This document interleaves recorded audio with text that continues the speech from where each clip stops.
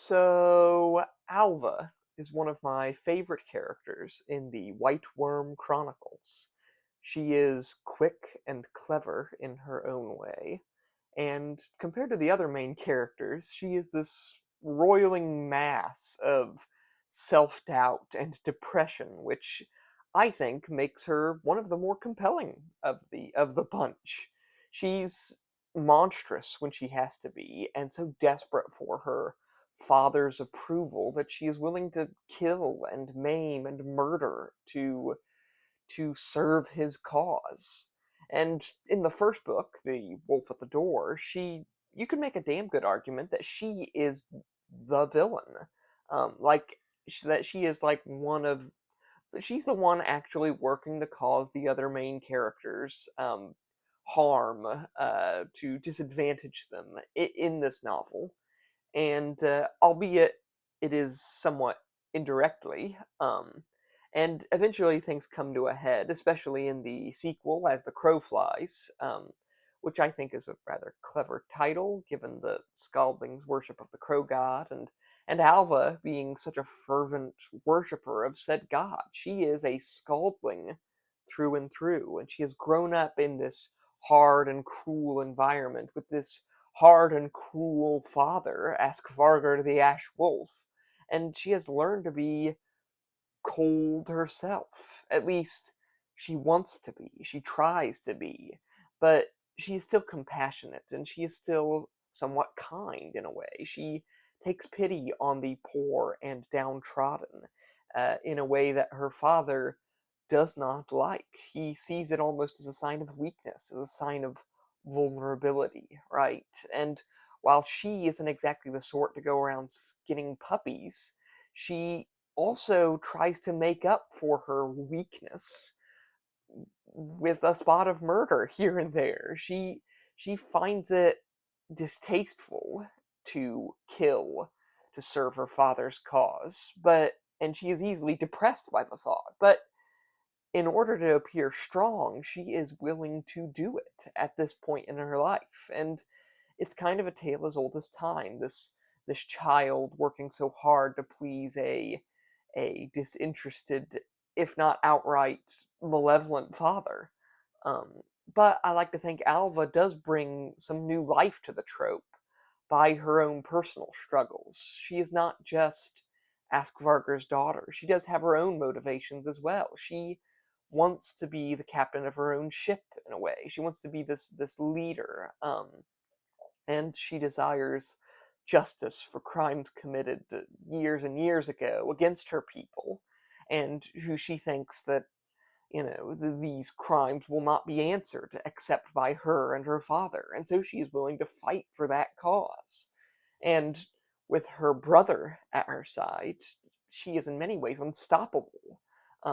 Because Aki, Alva's brother, he's slightly more heroic than her, I think. He likes to talk tough and he acts a little scary at times, but he does have a very strong sense of right and wrong, and he does not harm the weak or the innocent, and he's got these morals that are possibly even much stronger, perhaps even than her.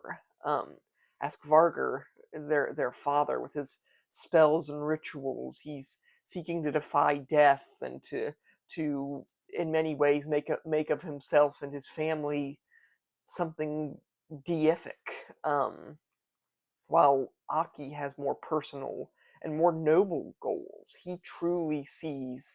That he sees violence as an answer to most of his problems, but he sees he sees it as a means to do good, as a means to resolve things that cannot otherwise be resolved peacefully.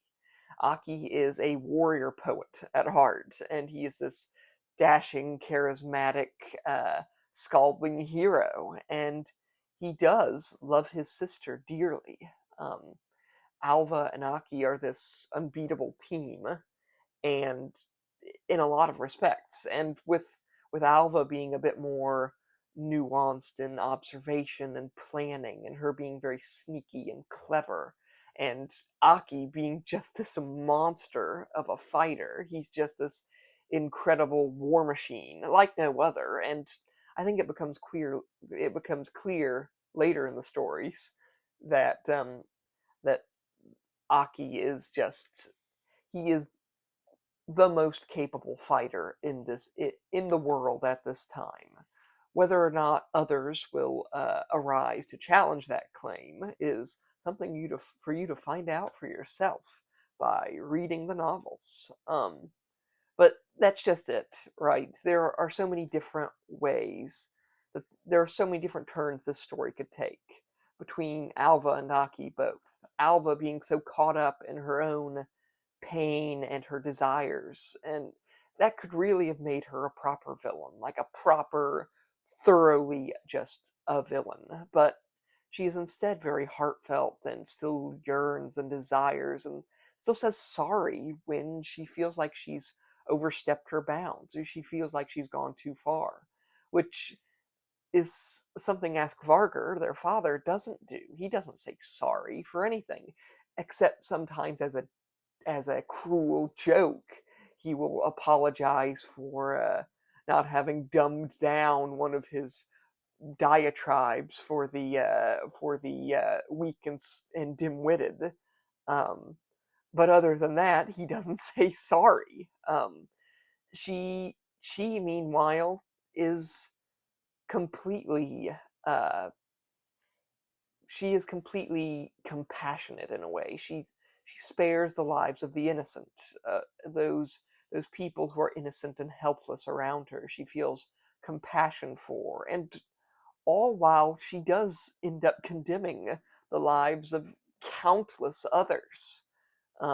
With all due respect, I wouldn't want to see Alva put on trial for her war crimes, because Lord knows it wouldn't end well for her. But she is still young and still twisted by Askvargur's teachings. There's an element of her not really being responsible for her actions because she's not really given a choice in them. Askvargr has seen too much, and he has seen too much of his own children in Alva, his other children who are now dead. So he has distanced himself from her and treated her like a puppet, like a tool to be used, and has twisted her as a result. He has tortured her in order to make her safe, to make her strong, and it has broken her as a result. Did I mention that Alva only has one eye? Um, Yeah.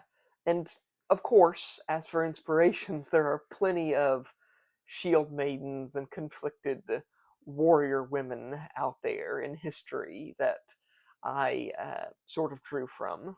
Although Alva is not really that capable as an outright fighter, she's sneaky.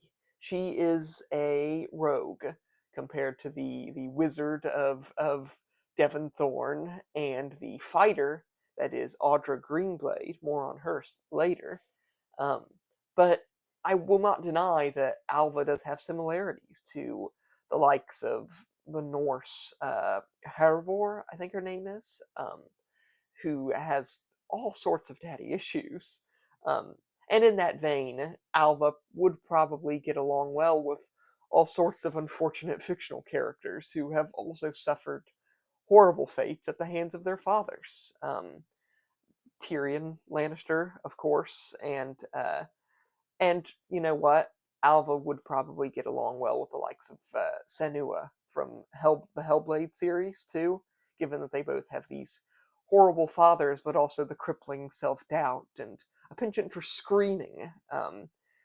So and yeah, and that's that really. That's Alva, daughter of Askvargr, who out of all the characters in the series, is probably the one in most desperate need of a hug and therapy, and quite a lot of therapy.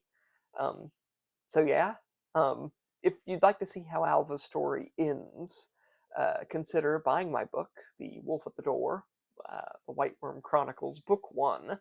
And also, if you like it, go ahead and leave me a good review. That really helps a lot. I'll put a link to the book in the down below. Yeah, like and subscribe to the YouTube channel while you're here.